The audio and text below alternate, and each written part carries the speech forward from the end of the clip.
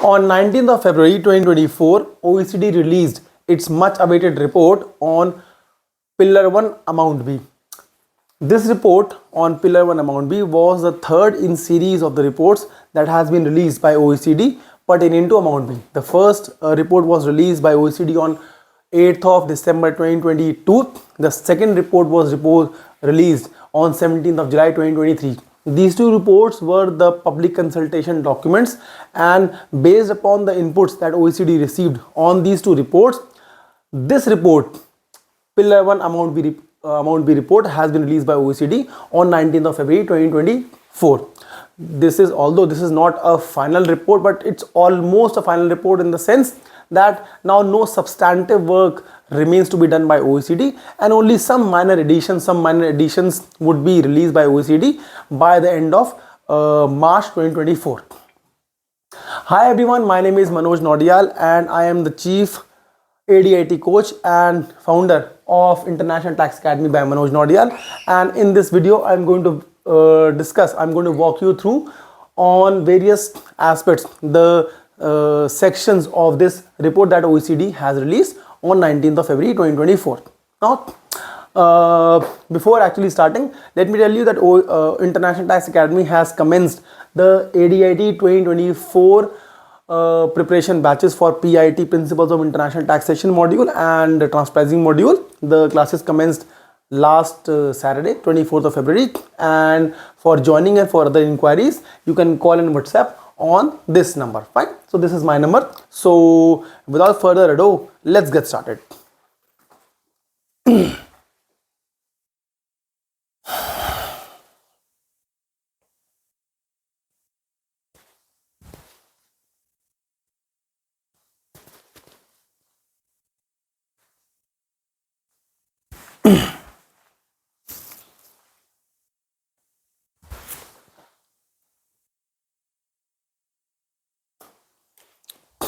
Now, this video on Pillar 1 Amount B, in fact this would be my third video, because I have already made videos on the December 2022 public consultation document pertaining to Amount B, and I had also made a video on July 17th of July 2023 public consultation document. So I'll put the links of those two videos in the description, so that for the background you can watch those videos. Fine.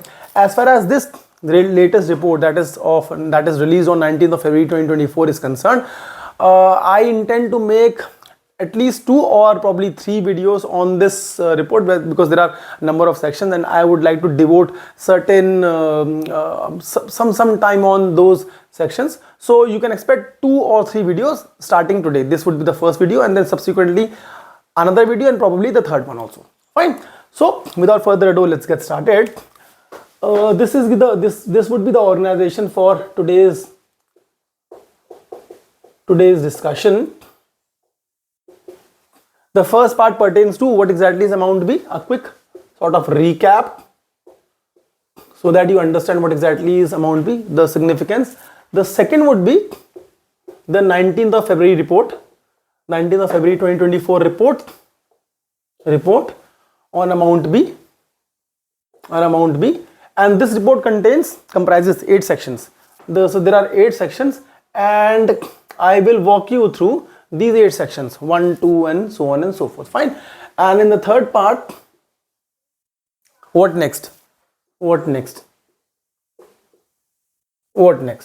Fine. So this is the third. These are the three areas, broad areas, that I intend to cover in today's video, and then the subsequent videos.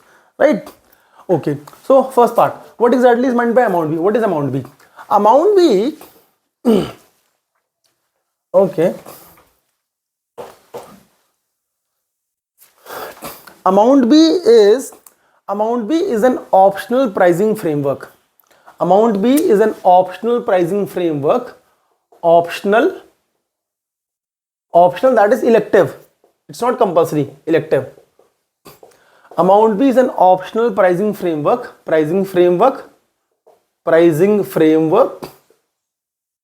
Optional pricing framework Amount B is an optional pricing framework that is expected to simplify and streamline the application of arm's length principle to in-country, in-scope, baseline marketing and distribution activities.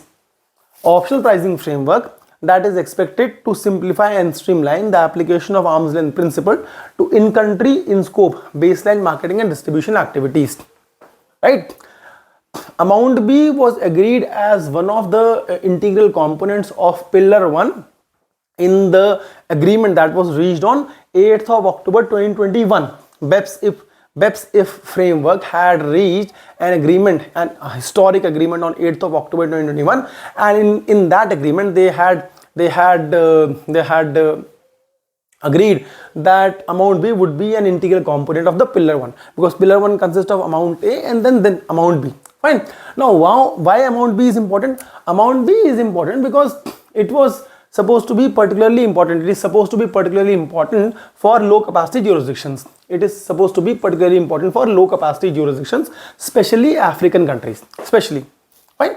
It is supposed to be especially important for low capacity jurisdictions, especially African countries. Why? Because in those countries, they claim that up to 30 to 70%. Up to 30 to 70% of the TP of their trust pricing disputes they pertain to distribution and marketing activities. So it was supposed to be a game changer for them. Fine, especially because one of the most pressing concerns which was highlighted was that for baseline marketing and distribution activities, these nations, low capacity jurisdictions, they find it very difficult to get hold of suitable or reliable local market or domestic comparables. So while OECD started working on amount B, so they were supposed to keep in mind the special concern and needs of low capacity jurisdictions. Fine. So optional pricing framework supposed to simplify and streamline the application of arm's length principle to baseline marketing and distribution activities, and supposed to be a game changer for low capacity jurisdictions. Okay, fine. So this is at least amount B. Okay, the basic definition part. Now let me start walking you through the report that has been released. Right? Okay.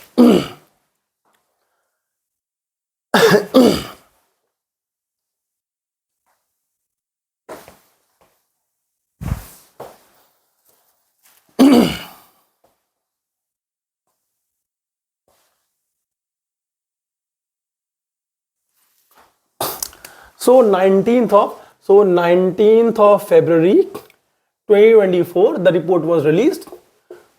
Okay, Pillar 1, amount B. This was the report, and I'll just show that report to you. Okay, so this is the report. Pillar 1, amount B.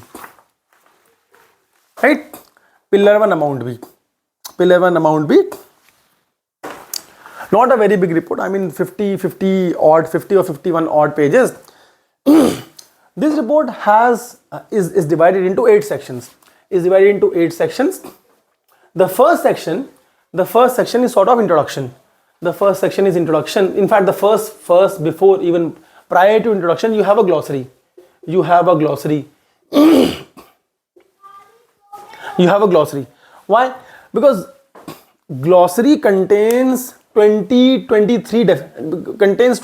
terms. It contains 23 terms which have been defined for the purposes of this guidance. Right? It contains the definitions of 23 terms which have been defined for this specific report. It includes definitions of distributor, who exactly is a distributor, who exactly is a distributor. Then you have retail distribution, then baseline distribution, then wholesale distribution, then core distribution functions, then you have non-core distribution activity, then the definitions of operating expenses, then EBIT, earning before interest and taxes, then operating expenses intensity, operating asset intensity, factor intensity, classification, qualifying jurisdiction, industry grouping, and so on and so forth. So there are 23 terms which have been defined in this glossary, and they are specifically for the purposes of this guidance. Fine. So terms, definitions. Fine. Okay. Then we move on to the first, that is introduction. introduction starts with is a small one-page introduction. It says that distribution function has become very, very important for your multinational enterprises. It's a very important function for M&E businesses, and because of the special nature of distribution function, low capacity jurisdictions, they find themselves that they find a lot of TP disputes. I've already told you 30 to 70% of the TP disputes pertain to the baseline marketing and distribution activities in these low capacity jurisdictions.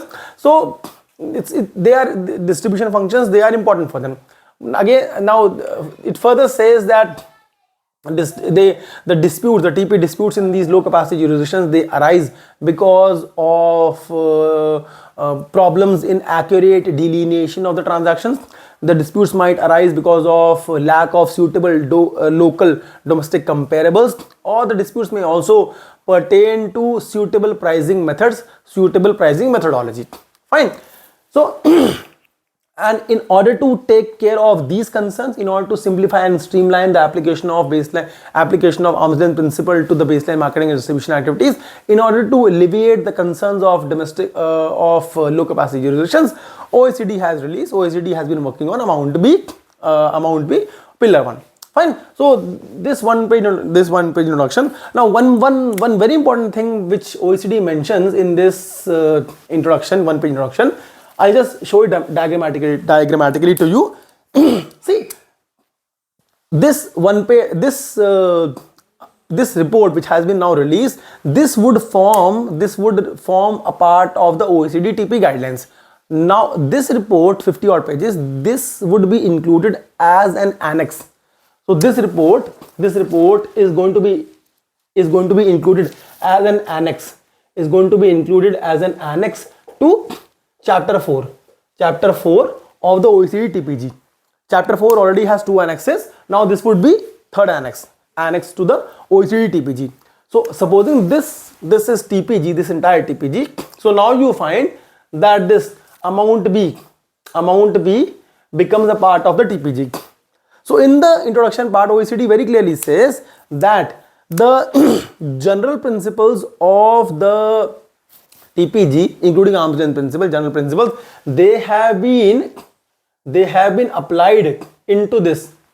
That is, amount B report draws from the general principles of the TP guidelines, right? So the movement is this, and it further goes on to say that this should be the case, not the other way around, meaning to say that the guidance in this amount B report, it is not supposed to revise. It is not, please be very careful, it is not supposed to revise these general principles. So this is not allowed. Fine. This movement is not allowed. Amount B is not supposed to revise those general principles, nor the guidance in the amount B is supposed to reinterpret the application of those general principles. So this movement is clearly not allowed. Amount B draws from the general principles present in the TPG, right? Very, very important. Very, very important. So all this is contained in the introduction part. Fine. Let us move further. Section number 2. Okay. So section number 2. So second section. I told you amount B is an optional approach. It is an elective approach. So second section gives you those two options. So two options. What are the two options? The jurisdictions that choose to apply the simplify and streamline approach. Yeah, one more point. Now in this report, OECD has not used amount B anywhere. The phrase that OECD has used is simplified and streamlined approach. Fine. So simplified and streamlined approach. Now there is no longer amount B. Now the approach that is being referred to by OECD is simplified and streamlined approach. Fine. SNS approach. So now the jurisdictions that choose to apply the SNS, simplified and streamlined approach, they have two options. First option is that the jurisdictions can permit the jurisdictions who choose to apply the SNS approach, they can permit the resident tested parties. the jurisdiction that choose to apply the SNS approach can permit the in-scope resident tested parties or distributors, so that those distributors can elect to apply or not to apply the SNS approach. Fine. So jurisdictions can give them an option that tested party, you can choose to apply or you cannot choose to, or you cannot apply. You may choose to apply or you may not choose to apply. Fine. So this is, jurisdictions can give a choice, optional. The second is prescriptive or mandatory. Prescriptive or mandatory. Prescriptive or mandatory.